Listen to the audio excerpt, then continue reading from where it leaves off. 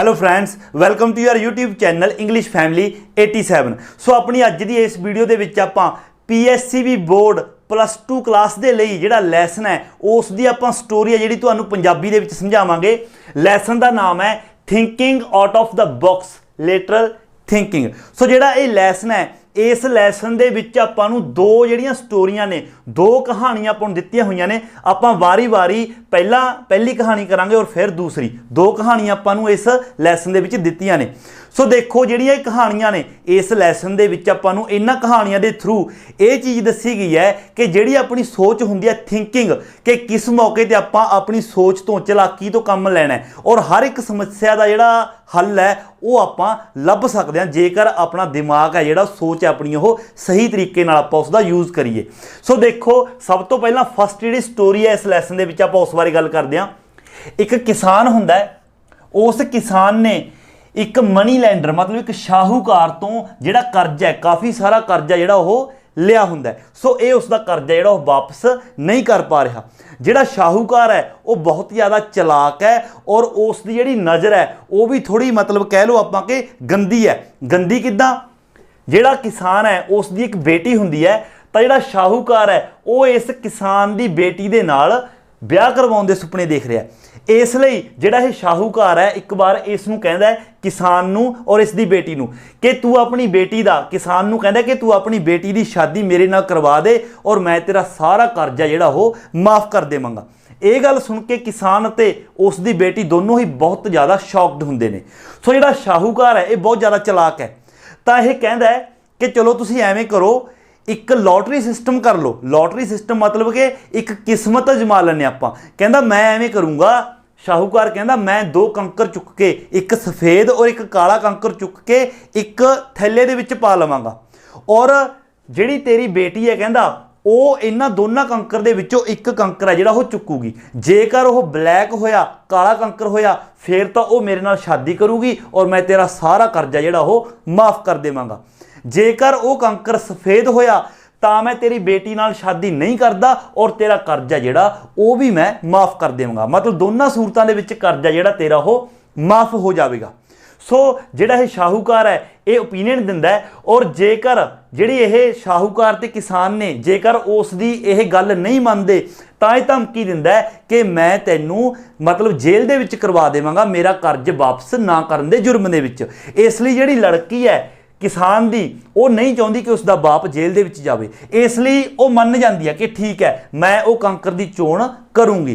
तो इसलिए जिहड़ा शाहूकार है वो दो कंकर चुकदा है छुप के और की करदा वो दोनों ही कंकर काले चुक लैंदा है, ब्लैक कंकर दोनों ही थैले दे विच पा लैंदा है कि जो भी कंकर चकेगी ब्लैक ही आएगा और मेरे नाल शादी कर लेगी। तो जदों वो ब्लैक कंकर चुकदा है दोनों, ये किसान की बेटी उसनूं दोनों ब्लैक कंकर चुकते हुए देख लैंदी है। हुण देखो उसके सामने कई रास्ते ने, एक तो यह कि वह रौला पा देवे कि देखो इसने दोनों ही ब्लैक कंकर चुके ने, या फिर वो जिहड़े कंकर ने वो चुकन तो मना कर देवे कि मैं तेरी शर्त यह नहीं मनदी। बट वो दिमाग तो कम लैंदी है। जेकर वो रौला पा लैंदी है तो जिहड़ी यह कमिटमेंट हुई है कि कंकर चुक के मतलब शादी का तय करनगे तो कैंसल हो जाएगी और इसके बाप नूं पैसे ने जिहड़े वो देने पैणगे। इसलिए लड़की अपने दिमाग तो कम लैंदी है और वह बिल्कुल कुछ नहीं बोलती।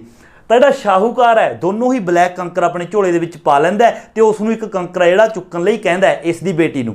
तो किसान दी बेटी हत्थ पा के झोले दे विच एक कंकर चुकदी है और उसनूं कंकर नूं नहीं देखदी, बिना देखे झटपट नीचे जमीन दे थल्ले डेग दिंदी है और जमीन दे नीचे बहुत सारे ब्लैक और वाइट जिहड़े कंकर ने, सफ़ेद ते काले कंकर पए हुंदे ने, वो जिहड़ा कंकर है उन्हां दे विच जाके रल जांदा है। ते हुण सारे कहंदे ने कि तू कंकर चुक के एकदम सुੱਟ दिता, तू दिखाउणा सी वो कंकर ब्लैक है या फिर वाइट है ताकि असीं फैसला कर पाउंदे कि मतलब तू इस नाल शादी करेंगी या फिर नहीं करेंगी। तो हुण देखो उस जगह ते उस लड़की ने दिमाग तो कम लिया। उस लड़की ने कहा सारिਆਂ ਨੂੰ कि तुसीं एवें करो जिहड़ा बाकी बचदा कंकर है थैले दे विच वो देख लवो। जेकर बाकी बचदा कंकर सफ़ेद होया तां तुसीं समझ लेना कि मैं ब्लैक है जिहड़ा काला कंकर उठाया सी और जेकर थैले दे विच काला कंकर होया तां तुसीं समझ लेना कि मैं वाइट है जिहड़ा सफ़ेद कंकर उठाया सी। सो ये जिहड़ा शाहूकार है ये फस गया क्योंकि जेकर हुण शाहूकार कहंदा कि मैं तां दोनों ही ब्लैक कंकर पाए सीगे तां फिर ये खुद फसदा है। ਹੁਣ ਜਿਹੜਾ ਝੋਲੇ ਦੇ ਵਿੱਚ ਕੰਕਰ ਹੈ ਇੱਕ ਉਸਨੇ ਚੁੱਕ ਕੇ ਸੁੱਟ ਦਿੱਤਾ, ਔਰ ਜਿਹੜਾ ਬਾਕੀ ਹੈ ਉਹ ਵੀ ਕਾਲਾ ਕੰਕਰ ਹੈ, ਕਿਉਂਕਿ ਇਸਨੇ ਦੋਨੋਂ ਹੀ ਕਾਲੇ ਕੰਕਰ ਪਾਏ ਸੀ। ਔਰ ਜਦੋਂ ਝੋਲੇ ਦੇ ਵਿੱਚ ਦੇਖਿਆ ਉਹ ਬਲੈਕ ਕੰਕਰ ਸੀ, ਇਸ ਲਈ ਸਮਝ ਲੈਤਾ ਗਿਆ ਕਿ ਜਿਹੜਾ ਲੜਕੀ ਨੇ ਕੰਕਰ ਉਠਾਇਆ ਸੀ ਉਹ ਸਫੇਦ ਕੰਕਰ ਸੀ। ਤਾਂ ਇਸ ਤਰ੍ਹਾਂ ਉਸ ਨੂੰ ਉਸ ਦੇ ਨਾਲ ਵਿਆਹ ਵੀ ਨਹੀਂ ਕਰਵਾਉਣਾ ਪਿਆ ਸ਼ਾਹੂਕਾਰ ਦੇ ਨਾਲ, ਔਰ ਇਸ ਦੇ ਪਿਤਾ ਦਾ ਸਾਰਾ ਕਰਜ਼ਾ ਜਿਹੜਾ ਉਹ ਵੀ ਮਾਫ ਹੋ ਗਿਆ। ਹੁਣ ਦੇਖੋ ਇਸ ਸਟੋਰੀ ਤੋਂ ਆਪਾਂ ਨੂੰ ਸਿੱਖਿਆ ਮਿਲਦੀ ਹੈ ਕਿ ਜੇਕਰ ਆਪਾਂ ਆਪਣੇ ਦਿਮਾਗ ਤੋਂ ਕੰਮ ਲਈਏ ਤਾਂ ਹਰ ਇੱਕ ਮੁਸ਼ਕਿਲ ਦਾ ਆਪਾਂ ਨੂੰ ਬਹੁਤ ਹੀ ਢੁਕਵਾਂ ਹੱਲ ਹੈ ਜਿਹੜਾ ਉਹ ਮਿਲ ਸਕਦਾ ਹੈ। ਹੁਣ ਅਗਲੀ ਸਟੋਰੀ ਦੇਖੋ, ਇਹ ਸਟੋਰੀ ਤਾਂ ਹੋ ਗਈ, ਇਸ ਤੋਂ ਆਪਾਂ ਨੂੰ ਸਿੱਖਿਆ ਮਿਲੀ ਕਿ ਦਿਮਾਗ ਤੋਂ ਕੰਮ ਉਸਨੇ ਕਿਸ ਤਰ੍ਹਾਂ ਲਿਆ। ਅਗਲੀ ਸਟੋਰੀ ਵੀ ਇਸੇ ਤਰ੍ਹਾਂ ਹੈ। ਅਗਲੀ ਸਟੋਰੀ ਦੇ ਵਿੱਚ ਕੀ ਹੈ, ਇੱਕ ਥੋਮਸ ਨਾਂ ਦਾ ਵਿਅਕਤੀ ਹੁੰਦਾ ਹੈ ਜਿਹੜਾ ਕਿ ਅਮਰੀਕਾ ਦਾ ਇੱਕ ਕਰੋੜਪਤੀ ਹੈ। ਥੋਮਸ ਇੱਕ ਦਿਨ ਕੀ ਹੁੰਦਾ, ਇਹ ਥੋਮਸ ਨਿਊਯਾਰਕ ਦੀ ਇੱਕ ਬੈਂਕ ਦੇ ਵਿੱਚ ਜਾਂਦਾ ਹੈ, ਨਿਊਯਾਰਕ ਦੀ ਇੱਕ ਬੈਂਕ ਦੇ ਵਿੱਚ ਜਾਂਦਾ ਹੈ, ਔਰ ਬੈਂਕ ਵਿੱਚ ਜਾ ਕੇ ਬੈਂਕ ਮੈਨੇਜਰ ਨੂੰ ਕਹਿੰਦਾ ਹੈ ਕਿ ਮੈਨੂੰ 5000 ਰੁਪਏ ਦਾ ਲੋਨ ਚਾਹੀਦਾ ਹੈ। ਤਾਂ ਜਿਹੜਾ ਬੈਂਕ ਮੈਨੇਜਰ ਹੈ ਉਹ ਇਸ ਨੂੰ ਬੋਲਦਾ ਹੈ ਕਿ 5000 ਦਾ ਲੋਨ ਅਸੀਂ ਇਸ ਤਰ੍ਹਾਂ ਨਹੀਂ ਦੇ ਸਕਦੇ, ਤੁਹਾਨੂੰ ਕੁਝ ਨਾ ਕੁਝ ਗਿਰਵੀ ਰੱਖਣਾ ਪਏਗਾ। ਉਸ ਮਤਲਬ ਜਿਹੜਾ ਤੁਸੀਂ ਲੋਨ ਲਵੋਗੇ ਉਸ ਦੀ ਸਿਕਿਉਰਿਟੀ ਵਾਸਤੇ ਕੁਝ ਤੁਹਾਨੂੰ ਦੇਣਾ ਪਵੇਗਾ। ਤਾਂ ਜਿਹੜਾ ਥੋਮਸ ਹੈ ਇਹ ਬੈਂਕ ਮੈਨੇਜਰ ਨੂੰ ਕਹਿੰਦਾ ਹੈ ਕਿ ਤੁਸੀਂ ਐਵੇਂ ਕਰੋ, ਮੇਰੀ ਨਵੀਂ ਕਾਰ ਹੈ ਫਰਾਰੀ, ਜਿੰਨਾ ਟਾਈਮ ਮੈਂ ਤੁਹਾਡਾ ਲੋਨ ਨਹੀਂ ਚੁਕਾਉਂਦਾ ਤੁਸੀਂ ਮੇਰੀ ਉਹ ਜਿਹੜੀ ਫਰਾਰੀ ਕਾਰ ਹੈ ਉਹ ਰੱਖ ਲਵੋ। ਤਾਂ ਬੈਂਕ ਮੈਨੇਜਰ ਨੂੰ ਇਹ ਆਪਣੀ ਫਰਾਰੀ ਆ ਜਿਹੜੀ ਕਾਰ ਦੇ ਦਿੰਦਾ ਨਵੀਂ, ਔਰ 5000 ਦਾ ਲੋਨ ਲੈ ਕੇ ਚਲਿਆ ਜਾਂਦਾ। ਔਰ 2 ਹਫ਼ਤਿਆਂ ਬਾਅਦ ਜਦੋਂ ਇਹ ਵਾਪਸ ਆਉਂਦਾ ਹੈ ਤਾਂ 2 ਹਫ਼ਤਿਆਂ ਬਾਅਦ ਵਾਪਸ ਆ ਕੇ ਇਹ ਬੈਂਕ ਦੇ ਵਿੱਚ ਬੈਂਕ ਮੈਨੇਜਰ ਨੂੰ ਉਹਨਾਂ ਦੀ ਰਾਸ਼ੀ ਹੈ ਜਿਹੜੀ 5000 ਦੇ ਕੇ, ਔਰ ਜਿੰਨਾ ਵੀ ਵਿਆਜ ਬਣਦਾ $15 ਉਹ ਦੇ ਦਿੰਦਾ ਤੇ ਆਪਣੀ ਜਿਹੜੀ ਗੱਡੀ ਹੈ ਉਹ ਵਾਪਸ ਲੈਣ ਦੇ ਲਈ ਉਹਨਾਂ ਤੋਂ ਚਾਬੀ ਲੈਂਦਾ। ਔਰ ਜਿਹੜਾ ਬੈਂਕ ਮੈਨੇਜਰ ਹੈ ਉਸ ਨੂੰ ਵੀ ਪਤਾ ਚੱਲ ਜਾਂਦਾ ਕਿ ਇਹ ਬੰਦਾ ਜਿਹੜਾ ਕਰੋੜਪਤੀ ਹੈ, ਔਰ ਇਸ ਲਈ ਉਹ ਇਸ ਤੋਂ ਪੁੱਛਦਾ ਥੋਮਸ ਤੋਂ ਜਦੋਂ ਉਹ ਆਪਣੀ ਗੱਡੀ ਵਾਪਸ ਲੈਣ ਆਉਂਦਾ 2 ਹਫ਼ਤਿਆਂ ਬਾਅਦ ਕਿ ਤੈਨੂੰ ਲੋਨ ਦੀ ਜ਼ਰੂਰਤ ਕਿਉਂ ਪੈ ਗਈ, ਮਤਲਬ ਤੁਸੀਂ ਤਾਂ ਕਰੋੜਪਤੀ ਹੋ, ਤੁਹਾਨੂੰ ਕੀ ਜ਼ਰੂਰਤ ਹੈ ਬੈਂਕ ਤੋਂ 5000 ਦਾ ਲੋਨ ਲੈਣ ਦੇ ਲਈ। ਤਾਂ ਇਹ ਸੁਣ ਕੇ ਜਿਹੜਾ ਥੋਮਸ ਹੈ ਬੜਾ ਹੀ ਮਸਤ, ਬੜਾ ਹੀ ਵਧੀਆ ਜਵਾਬ ਦਿੰਦਾ ਹੈ ਬੈਂਕ ਮੈਨੇਜਰ ਨੂੰ। ਉਹ ਬੈਂਕ ਮੈਨੇਜਰ ਨੂੰ ਇਹ ਜਵਾਬ ਦਿੰਦਾ ਹੈ ਕਿ ਤੁਸੀਂ ਮੈਨੂੰ ਇਹ ਗੱਲ ਦੱਸੋ, ਮੈਂ 2 ਹਫ਼ਤਿਆਂ ਲਈ ਕਿਤੇ ਬਾਹਰ ਜਾਣਾ ਸੀ, ਮੇਰੀ ਜਿਹੜੀ ਫਰਾਰੀ ਗੱਡੀ ਹੈ ਇੰਨੀ ਮਹਿੰਗੀ, ਇਸ ਸ਼ਹਿਰ ਦੇ ਵਿੱਚ ਇਹੋ ਜਿਹੀ ਕੋਈ ਵੀ ਜਗ੍ਹਾ ਨਹੀਂ ਸੀ ਕਿ ਜਿੱਥੇ ਮੈਂ ਸਿਰਫ $5, ਕਿਉਂਕਿ ਬੈਂਕ ਦਾ ਜਿਹੜਾ ਕਰਜ਼ ਲਿਆ ਸੀਗਾ ਉਸ ਦਾ ਵਿਆਜ ਹੈ ਜਿਹੜਾ ਸਿਰਫ $15 ਬਣਿਆ ਸੀ।